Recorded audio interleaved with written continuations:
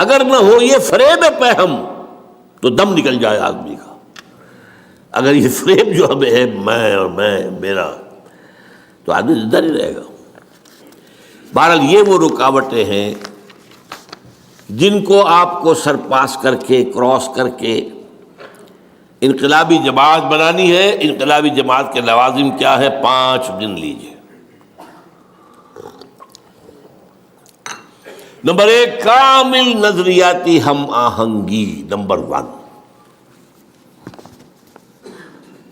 فکر، سوچ، نظریات، خیالات، پھر ان کا صغرا کبرا، ہم آہنگی. یہ نہیں ہوگی تو انقلابی جماعت نہیں بن سکتی. نمبر 2،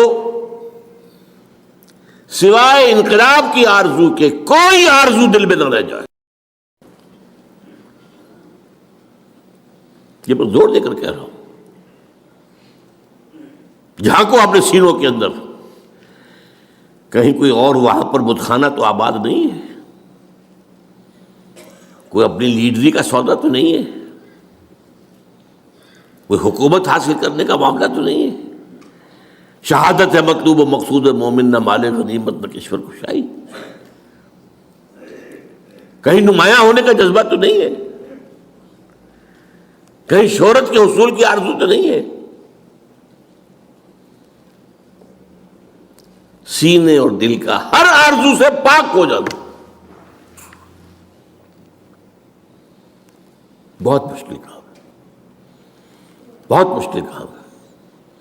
یہ محمد نے کیا ہے صلی اللہ علیہ وسلم.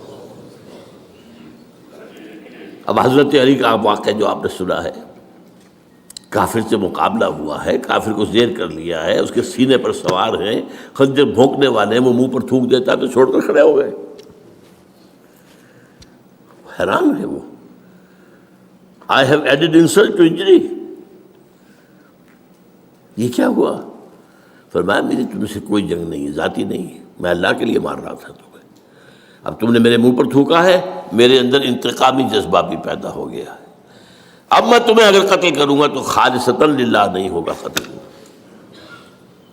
جنگ کی حالت میں جہاں تو یہ ہے کہ یا مرو یا مارو، ایک لمحے کا ادھر سے ادھر ہو جانا، یا ادھر یا ادھر. لیکن یہ انٹراسپیکشن، اپنے اندر جھانکنا، اس وقت بھی، اس حال میں بھی اپنی نیت کو پیش نظر رکھنا. نمبر 3، انقلاب کے لیے تن من دھن، یہاں تک کہ جان دینے کے لیے آمادگی نہیں، انتہائی شوق. شہادت ہے مطلوب و مقصود مومن، نہ مال غنیمت نہ کشور کشائی. وہ جو فرمایا گیا من المؤمنین رجال صدقوا ما عاهدوا الله علیہ فمنهم من قضى نحبه ومنهم من ينتظر وما بدلوا تبدیلا. ذرا دل میں جھانک کر دیکھنا چاہیے ہے وہاں یا نہیں. اگر نہیں ہے تو ابھی آپ آئے نہیں، مقام پر پہنچے نہیں ہیں. آپ سمجھ رہے ہوں گے کہ میں بڑا انقلابی کارکن ہوں. نمبر 4، نظم کی پابندی کے لیے اپنی انا اس کو کچل دینا. لسن اینڈ اوبے، سماعت. اور 5ویں، انتہائی مضبوط نظریاتی عصبیت، یعنی جذباتی وابستگی. یہ میرا بھائی ہے، یہ انقلابی کارکن ہے، میرا حقیقی بھائی ادھر ہے، یہ ہے میرا بھائی. یہ عصبیت، نظریاتی عصبیت. یہ 5 جب تک، جس کو کہ آپ کو معلوم ہے کمیونسٹ میں کیا کہتے ہیں، کامریڈ. یہ کامریڈ کا رشتہ جو ہے یہ بھائی بہن کے رشتے سے صرف بہت اونچا. اگر نہ ہو تو انقلاب برپا نہیں ہوگا.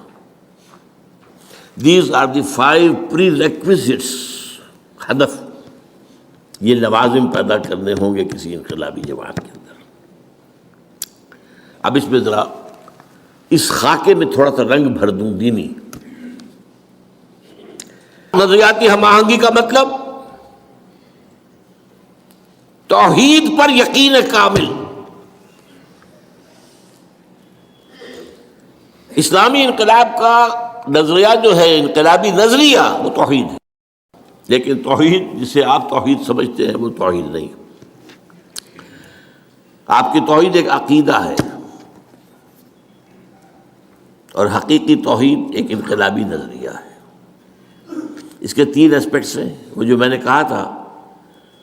انقلابی نظریہ وہ ہے جو ایگزسٹنگ کلیکٹیو سسٹم کے جو مختلف جڑیں ہیں ان کے جڑوں کے اوپر تیشہ بن کر گرے۔ سیاسی سطح پر ان الحکم الا للہ، حاکمیت فقط اللہ کی۔ انسانی حاکمیت کفر، شرک، بدترین شرک، بدترین کفر،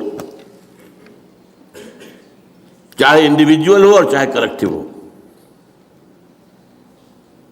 سروری زیبا فقط اس ذات بے ہمتا کو ہے، حکمراں ہے ایک وہی، باقی بتانے آزری۔ یہ سیاست ہے۔ معیشت، ملکیت کا حق، ملکیت تامہ، ملکیت کاملہ صرف اس کا ہے۔ جو کچھ ہے اس کی ملکیت ہے، تمہاری نہیں ہے، تمہارے پاس امانت ہے۔ حاکمیت اللہ کے لیے، تمہارے لیے خلافت۔ ملکیت اللہ کے لیے، تمہارے لیے امانت۔ این امانت چند روزہ نزد ماست، در حقیقت مالک ہر شے خداست۔ یہ تو شیخ سعدی کہہ گئے، کتنے پہلے کہہ گئے۔ بندہ مومن امین، حق مالک است، اقبال کہتا ہے، امین۔ یہ جو حضرت شعیب کی قوم نے کہا تھا، اے شعیب تمہیں کیا ہو گیا، یہ تمہاری نماز جو ہے ہمیں روکتی ہے، ان نفعل فی اموالنا ما نشاء، ہمارا مال ہے ہم جو چاہے کریں، who are you؟ یہ کرو، یہ نہ کرو، یہ غلط ہے اور یہ صحیح ہے۔ اموالنا، ہمارا مال ہے، ان نفعل فی اموالنا ما نشاء، یہ آج کا کیپٹلزم ہے، مال، کیپٹل۔ میں نے تو کسی کی خوش آمد نہیں کی، آ کر سود کے اوپر قرض مجھ سے لے، وہ خود آیا تھا لینے،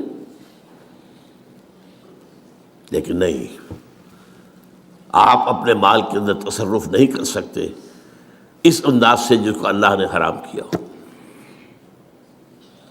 اور سماجی سطح پر اگرچہ سب سے ہلکا معاملہ ہے، سب سے بڑی شے جو ہوتی ہے مخالفت میں وہ سیاست اور معیشت کا معاملہ ہوتا ہے، لیکن سماجی سطح پر توحید کا تقاضا کیا ہے؟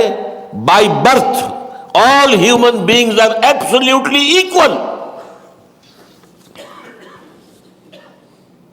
No one is superior, no one is inferior. یہاں تک کہ یہ بھی نہیں کہ مرد سپیریئر ہے اور عورت انفیریئر، نہیں۔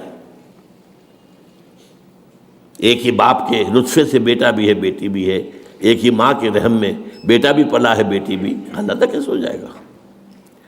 وہ ہے انتظامی معاملہ ہے، ایک مرد ایک عورت ایک خاندان کی بنیاد ڈالتے ہیں، تو ایک ادارے میں تو ایک اپر ہینڈ ہوگا، ایک کا۔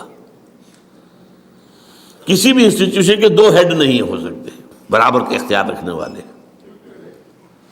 مینیجنگ ڈائریکٹر ایک ہوگا، ڈائریکٹر 100 بنا لیں آپ۔ پرائم منسٹر ایک ہوگا، منسٹر 100 بنا لیں، وہ الگ بات ہے۔ وہ تو ظاہر بات ہے کہ ایک بڑا افسر ہے، ایک اس کے دروازے پر کھڑا ہوا دربان ہے، as human beings they are equal, لیکن اپنی اس حیثیت میں وہ ایکول نہیں۔ یہ انتظامی معاملہ، ورنہ تمام انسان پیدائشی طور پر برابر ہیں۔ جو بھی ان کے اندر فرق ہے وہ ایکوائرڈ کریکٹرز کی وجہ سے ہوگا۔ کسی نے علم زیادہ حاصل کیا، زیادہ عزت ہونی چاہیے۔ کوئی خادم خلق زیادہ ہے، اس کی زیادہ عزت ہونی چاہیے۔ کوئی تقویٰ کے اندر، دین کے اندر آگے نکل کے اس کی عزت زیادہ ہونی چاہیے۔ الا بالتقویٰ۔ ہم نے پیدا کیا انسان کو ایک مرد ایک عورت سے، یا ایھا الناس انا خلقناکم من ذکر و انثی وجعلناکم شعوبا وقبائل لتعارفوا ان اکرمکم عند اللہ اتقاکم.